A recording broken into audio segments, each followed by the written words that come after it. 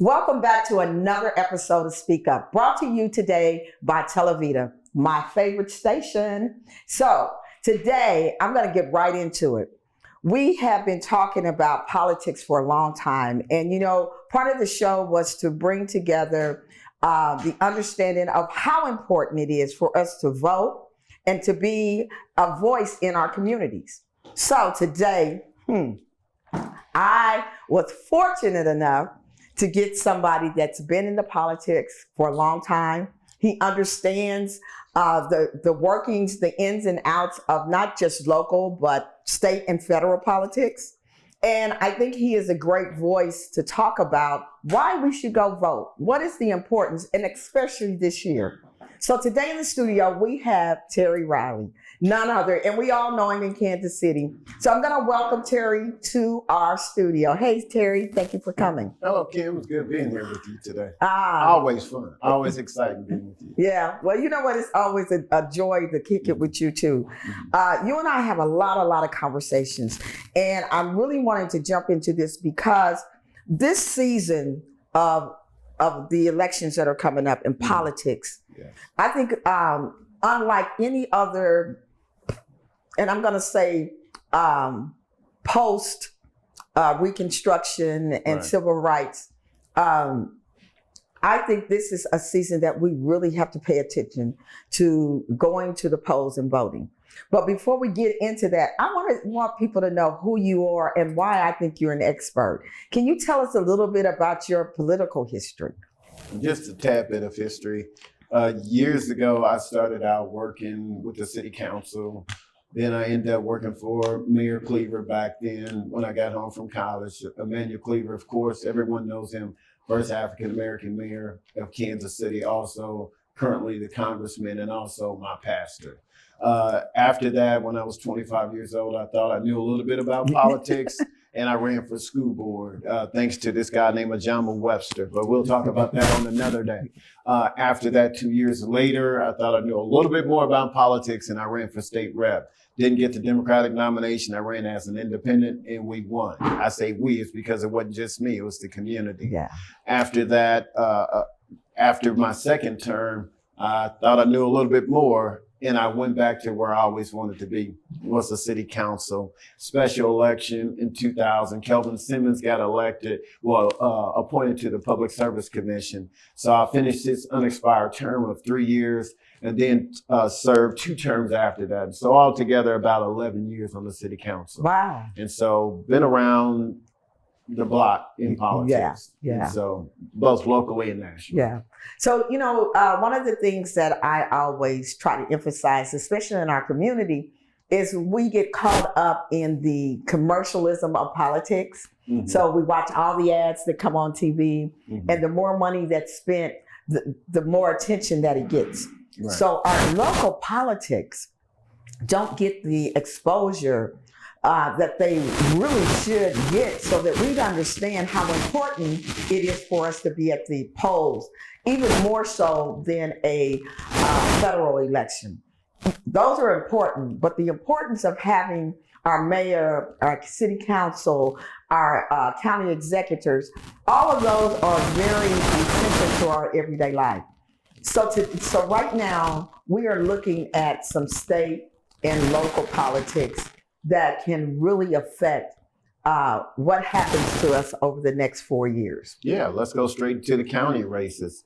The county executive, those resources that are allocated throughout the county executive is like the CEO, right, the mayor of the county. Right. And so that's a very important position. I know there's a lot of issues surrounding that, but we must get out and vote for that one. I'm not going to tell you who to vote for, but it's essential that you get out and vote for that one. We already know pretty much how the county will shape up as it relates to probably having the most African Americans in the history to serve on Jackson County, and a lot of new exciting people going on there. The school district is always important. The education of our young people is very important. I think we're going in the right direction. And if I have my choice, Collier is, and this is not political, Collier is the direction in which we need to go in. You had Dr. Bedell. excellent job, but you need an implementer in chief. That's what she was, and that's what she could continue to be. Excellent chief of staff over there named Sharnessa Holiday, attorney over there. Her chief of staff came from special education. Now she's the chief of staff, great legal background. She's going to help move that district forward. You go over to the city council. I can't tell you how important it is to have the right people and the right mix on that city council. The mayor and the city council people will affect your day-to-day lives every single day. Absolutely. And so that's very important. You have infrastructure on the ballot. You have a number of things on the ballot in which you need to pay attention to. And then let's roll right into the national election. And I'm going to just roll there really quick. Civil rights is on the ballot. Yes. Education is on the ballot. The water resources and infrastructure is on the ballot, i.e. look at what's happening in Jackson, Mississippi. That can happen in any of our communities. Yes. Any of our communities. Look at what happened in Michigan, with that whole water issue. And so you have a number of issues. I mean, healthcare is on the ballot because right now our insulin is the lowest that it's ever been. Mm-hmm. Everyone's talked for decades about doing something about insulin and the cost of it, which drastically impact minority communities across the country and poor rural areas. That issue has been taken care of. The environmental, what has been done with the environmental has been the largest, most sweeping changes in the history of this country as it relates to our environment, and so that's dealing with water, air, pollution, soil pollution. I mean, we have many of our communities are just poison all over. You have underground water tanks, you have underground, you have lakes and rivers that have nuclear material and lead. And that's flowing right into communities, causing cancer. And so there's a plethora of things. And I know I went this is good. all the way into it, but man, this election is so important. And really our democracy is on the ballot. Do we want to be like Turkey, where it's a dictatorship? Or do we want to live in a democracy? And what I've seen is people, I look at this thing almost like the Civil War. I mean, it's like, look, it's about absolute power, or is it about people? I yield towards it being about people. That will make sure that we still have a country that we can look at, that we can call a democracy. Everyone looks at America for all of her faults, and we have many. But I'd rather be here than anywhere else in the world. In the United States of America. I would too. Yes. The crazy thing is, and you were saying that you went all into it. When I started having this ideal for this show, one of the big things, and I've talked to Barbara Washington and I have talked at no end. She understood, she and I talked about the fact that we need to really educate our community about the politics. And so being able to understand the environment. I think that the everyday person goes about their life and not really even understands or recognize how important it is that there is someone looking out for our environment and making sure that we do. In Kansas City alone, we have a closed down military base at Richard Scabbard, which is so Richard Scabbard's Air Force Base has silos out there. There is weaponry out there that is nuclear. You had Honeywell, whose plant closed on 95th Street. There were storages there. There is, again, as you said, there are lakes and rivers that have a host of materials in there that are cancer causing. And we live in this bubble of thinking only of the cost of bread or the cost of gas. And those are important things. Those are very important things. However, you're not gonna need no gas if you're dying of cancer because of the bad pollution that we're living in. Let's take this one step further. As people talk about what maybe the president isn't doing and other folks are not doing. Let's take a look. Let's pull back the scab here. Okay, we have a food industry that is artificially putting more, charging citizens more, and they're having record profits. How can you have record profits if, in fact, you have to raise the prices? So you really, in all theory, you don't have to raise the prices because you will have a huge profit anyway. Let's go to gasoline. The same. They were artificially raising those prices. Now, when a congressional member said in one of the committees, said, look, let's have a hearing on price gouging with gasoline. The price of gasoline went down exponentially. When the White House here recently, prices started to go up by 20 cents. The White House started pushing back at OPEC, and all of a sudden, and said, we're going to open up the strategic reserves, prices went back down. Yes. Because they're artificially hiking these prices up. And the same people that are doing all these ugly commercials talking about inflation, they're getting campaign donations from those very people that are causing this pain in all of our communities, Democrat, Republicans, Independent, or whatever else It doesn't matter. flavor of the month you want to be called this month. Those are the people that are hurting people, and they're taking campaign donations from the very people. It's a joke. Yes. I mean, and so, man, quit looking at the little blurbs on Facebook and on TV and peel back this onion. Yes. And I think that's another big issue for us as people, is that we spend way too much time looking at and thinking about the commercials that we see.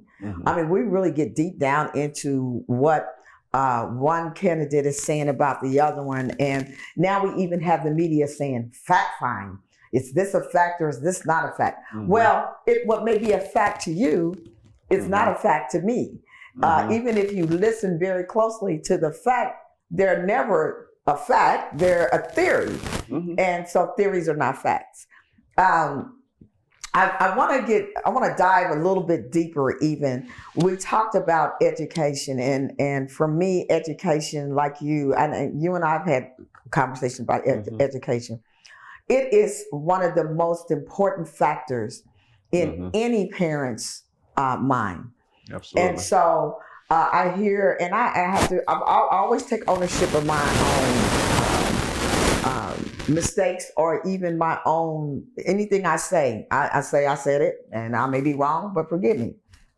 But one of the things I used to say is, I moved back to the urban core because I didn't feel like that I could be a person that comes into the urban core and picks up a flag and waves my blackness in the urban core, and then go back to the suburbs and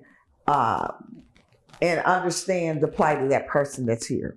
So moving back here, my first thought was, well, why do these people, you make it, you become a CEO, you become whatever it is, executive or professional, and the first thing you do is you buy a nice home out in the suburbs, and you're paying taxes out there, and your kids are going to the best schools, while these kids are suffering because there's nobody left down here to pay taxes because we've left our community. And I had to take that back, because when my kids were going to school, I wanted my kids to have the best education. When I went to school, I went to an all-white school.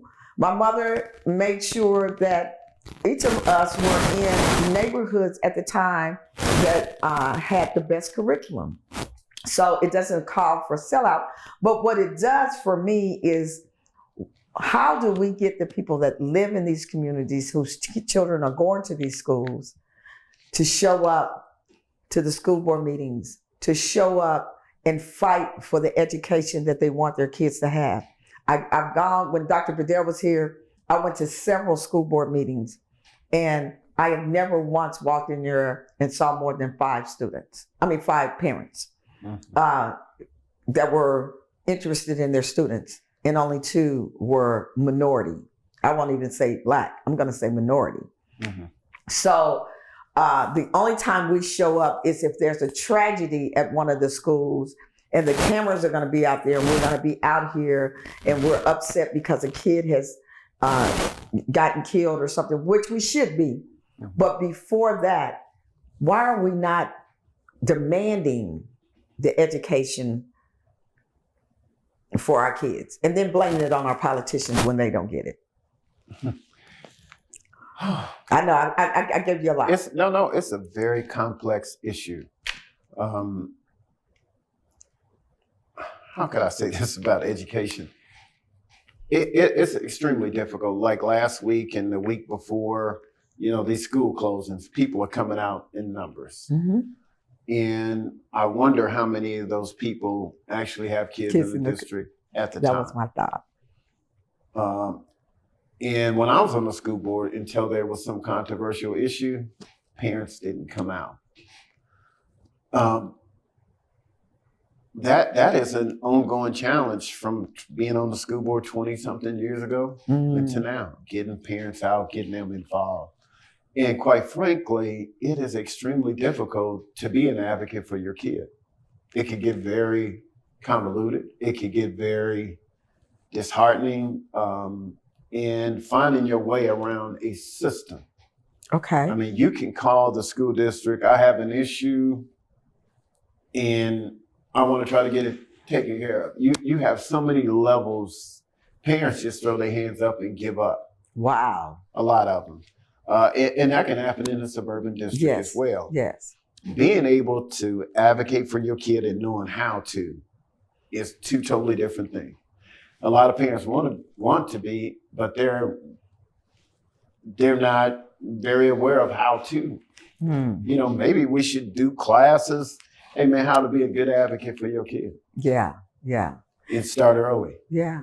And teach them how, because quite frankly, it's not happening. So I'm gonna throw something new at you. Well, not new, but new, because of what I'm hearing here lately, and I think about it even as I was growing up. Church and politics.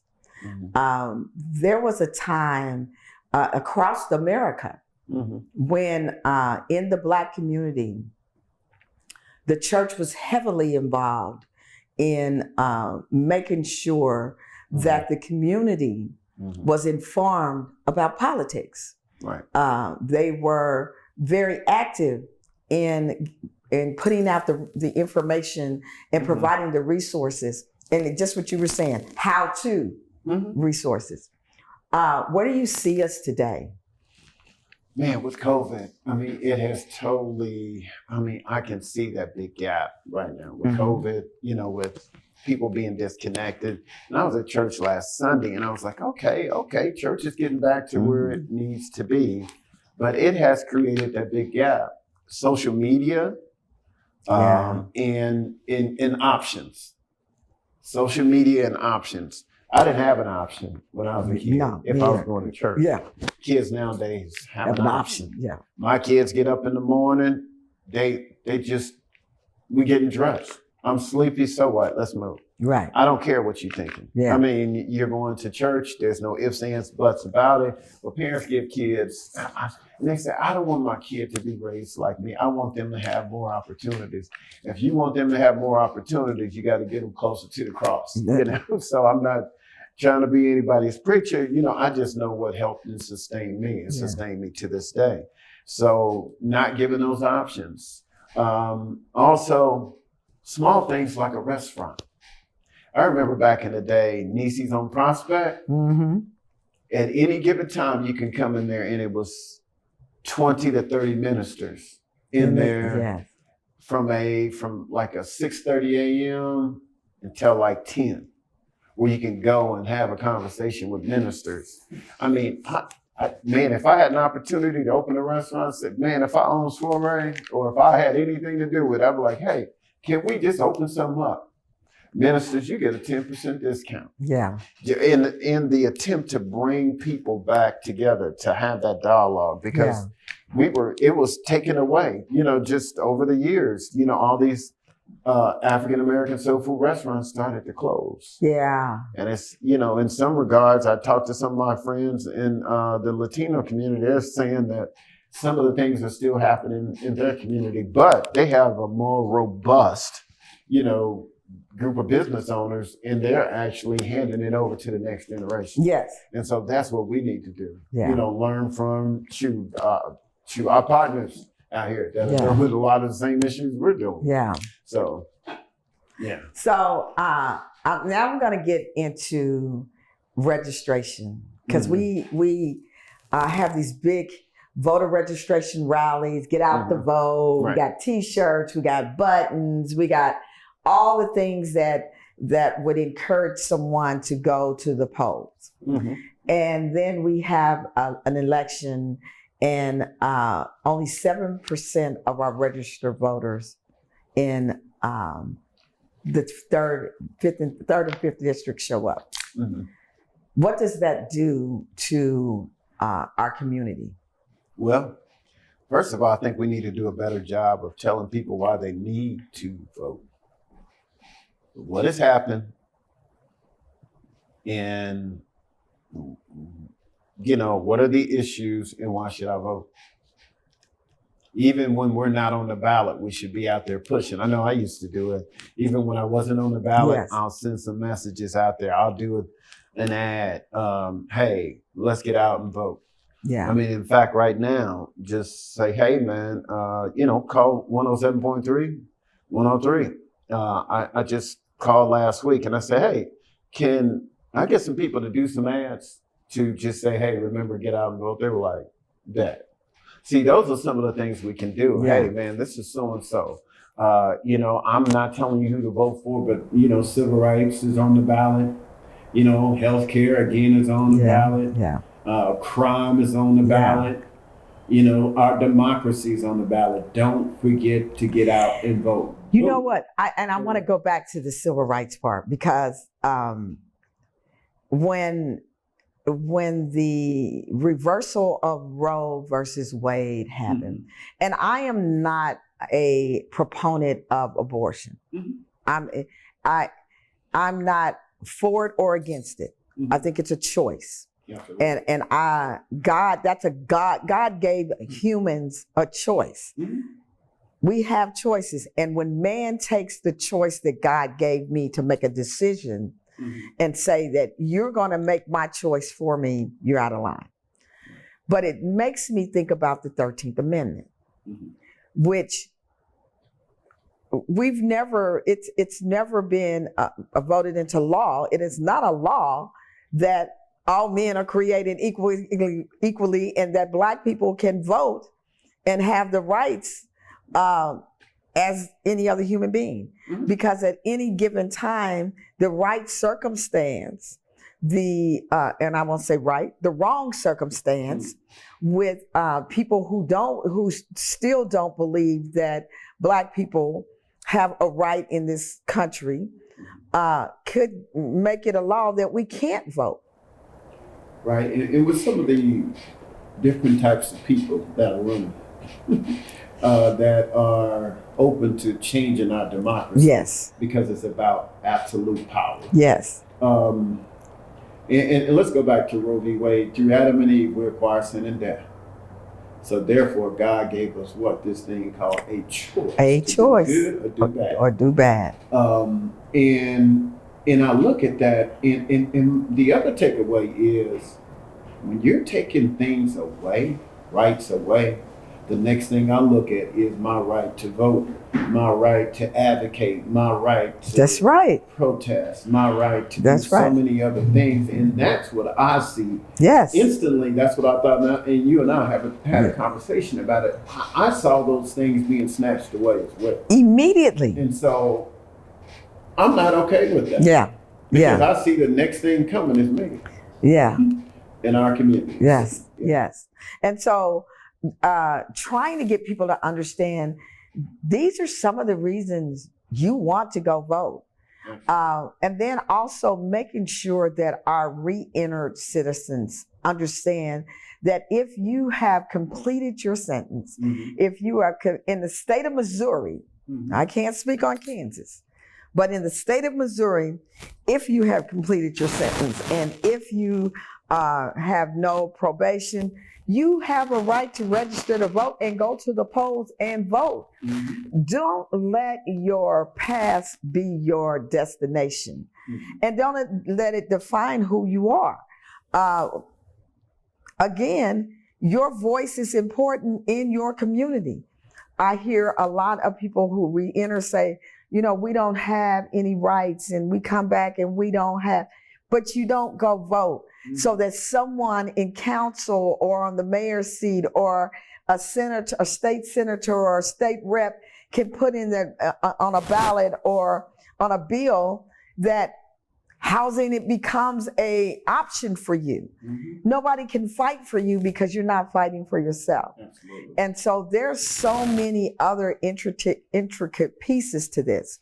The ideal that they made the choice of, and this is really crazy, you take away my choice, but then you give the state the choice to decide if I have a choice. It all sounds so convoluted and stupid to me, but that's my personal opinion, and by no means is that the opinion of this show or this station. However, I will say that we have allowed the narratives to define whether we go to the polls or not. And I had a conversation last night, and we blame the system, but if we don't fight and stand up against the system, mm-hmm. the system is going to continue. Absolutely. I mean, if you just go sit around and listen to what everybody else say, it doesn't matter. Your vote doesn't count.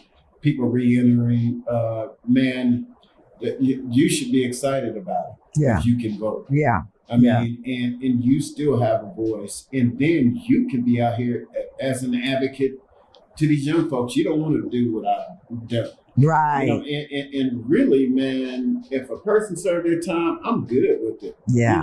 I mean, there is this thing called grace.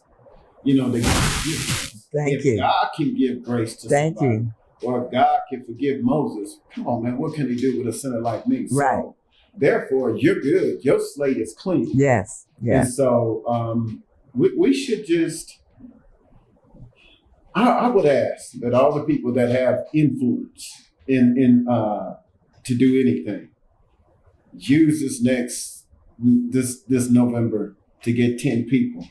And absolutely. Those 10 to get 10. 10 more. If we can get 10, 10, and 10, I mean, we can change things. Yeah. And let's at least try to get up to 30 to 40% of the people out. That would be amazing. That will be life changing. That would be life changing. If we do that, I mean, we can change. So we're running down to the last part of the show, and I definitely don't want to end my show without giving you an opportunity to tell the people out here just any information that you have that they need, any places that they can go. Today started early voting in Missouri, am I right? Yes. So today you can start out early voting. In Missouri, it's a little bit different than what it is in Kansas. If you're not available on election day, you can simply go down to Union Station and go all the way downstairs. And if you don't know where it is, just call 816-842, I believe it's 4820, and they'll take you downstairs. You can say, look, I won't be available on election day. Or if you're going to be out of the city, you can say, I will be out of the city, and ask for an absentee ballot. That's how you can vote early. I encourage people to get out and do that because you can dodge lines and everything else. And even those that are seniors, you can come around to the back of Union Station. And again, as I said, 816-842-4820. I believe they can help you wheel you in so that you can get your ballot and you can get your opportunity to vote. Don't let this election go by without you voting, because just like I said, education's always on the ballot. People, civil rights are on the ballot. You have healthcare on the ballot. You have crime on the ballot. And most of all, our democracy is on the ballot. So get out and vote and just let your voice be heard. So Terry, I want to thank you for coming on the show. I thought it was really important that we talked about voting and how important it is for us to get out. I want to thank Televida, my favorite television station that lets me hang out and have this show every week. It is a great place, a great platform. This is election season. Our station is always open for any candidate that would like to come on the show and speak about your platform. Of course, we are not endorsing anyone, and your views are not necessarily the views of this station, Televida, or of the show Speak Up. But remember, you can always call me at the Heartland Black Chamber of Commerce, which is at 913-948-7680. Or you can email us at info@heartlandblackchamberofcommerce.com. Thank you again for joining us for another episode of Speak Up. Don't forget to be kind to everyone you meet, smile, and love yourself. Have a great day. Bye.